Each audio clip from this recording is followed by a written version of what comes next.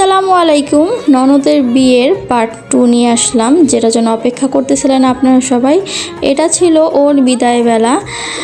ভালোবাসার মানুষকে কাছে পাওয়ার যেমন আনন্দ রয়েছে বিদায়ের সময়, ঠিক তার থেকে বেশি গুণ কষ্টেরও রয়েছে। বাবা মার থেকে দূরে যাওয়া, যে বাবা মা 18-20 বছর আগলে রাখে, তার থেকে দূর যাওয়া। আসসালামু আলাইকুম, আমি অর্পা। আপনাদের জন্য আমার নতুন একটা ব্লগ নিয়ে আসলাম। আশা করি ব্লগটা আপনাদের কাছে ভালো লাগবে। আর শেষ পর্যন্ত যারা দেখবেন অবশ্যই একটা করে কমেন্ট করে যাবেন যে আপনাদের কাছে কেমন লেগেছে ব্লগটা। আমার নানি শাশুড়ি এক পর্যায়ে হলো জামাইকে বরণ করে তাকে আংটি পরিয়ে দিল। আর সবাই হলো যারা বড়রা আছে কথাবার্তা বলতেছে কেমনি কি। আসলে বড়দের বিয়ের মধ্যে অনেক কথাবার্তা থাকে। আর যেহেতু আমি চলে গিয়েছিলাম, আনায় অনেক ছোট ছিল, তো আমার চলে আসতে হয়েছে। আর এই ভিডিওগুলো আমাকে আমার দেবর করে দিয়েছিল, মানে ওই যে বিশাল জিসান ওরা ছিল, ওরা আমাকে হলো এই ভিডিওগুলো করে দিয়েছে। আর ওদেরকে স্পেশাল থ্যাংক ইউ আমার জন্য ভিডিওগুলো করে নিয়ে আসার জন্য।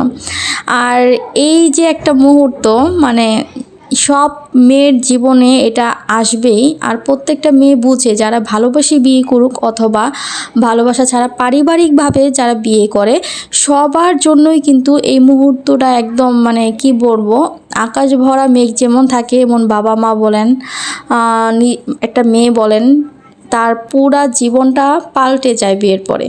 তো এটা ভাবতেই তো একটা কষ্ট লাগে, মানে কি বলবো। তো এখানে সবাই হলো মানে বউ তো কান্নাকাটি শুরু করে দিয়েছে। আর এখানে আসলেই মামি কান্না থামতেছিল না, মামাও কান্নাকাটি করতেছিল, মানে সবাই একদম কান্নাকাটি করতেছিল আর কি।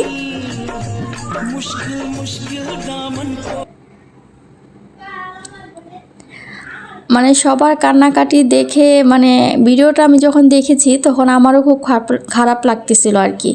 আরও সবার থেকে বিদায় নিতেছিল। এখানে আমার খালা শাশুড়ি ছিল, মামি শাশুড়িরা ছিল, আমার শাশুড়ি ছিল, ওর বোনরা ছিল। আর এখানে আমার দুই দেবরের ভয়েসটা আপনি শুনলে অজ্ঞান হয়ে যেতে পারেন। খুবই দুঃখের একটা বিষয়, সিরিয়াস মুডে হাসিটা কত ভয়ঙ্কর এটা আজকে আমরা বুঝছি। এই চুপ, কাঁদতে হবে। ও কাঁদতে হবে, তবু কান্দো একটু। সিরিয়াস মুডে হাসি, সিরিয়াস মুডে হাসার জন্য কবিতা মাইকটা এই সবাই কাঁদতেছে, জায়গায় সবাই কাঁদতেছি, আমরা যদি হাসতেছি সমস্যা নেই। এই জায়গায় ঢেকে লোক আসবে, আমি বুঝি না ভাই, ওই মেকআপ কাঁদতেছি, আমার মেকআপও ঠিক করে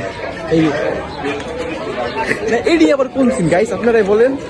আজকে থেকে আমরা ব্লগ করবো, ছাপড়ি ব্লগ,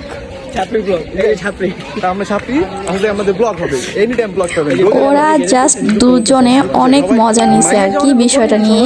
আসলে ওদের বোন তো, ওরা মানে সেই লেভেলের মজা নিছে। এই ভিডিওটা দেখে আমি হাসতে না, একদম খারাপ লাগতেছিল প্রথমে দেখে। আবার ওদের যখন এই ভিডিওটা আমি দেখলাম, আপনাদের সাথে শেয়ার না করে পারলাম না, তাই একটু শেয়ার করে দিলাম। আর এই তো বউ এখন চলে যাবে। আর দেখেন ওরা কিভাবে মজা নিতেছিল, এই যে আমার নানি শাশুড়ি সবাই মানে দুষ্টমি করতেছিল আর কি। তো বরের বাসা আর কনের বাসা একদম মানে পাশাপাশি, কি একই বিল্ডিংই ছিল। তো সেই অনুযায়ী এত ঝামেলা বা প্যারা খাইতে হয়নি। তারপর আমরা যখন চলে আসছি তখন আমাদেরকে খাবারটা দিয়ে পাঠাইছিল আর কি। আর এই তো আমাদের রাতের খাবারটা।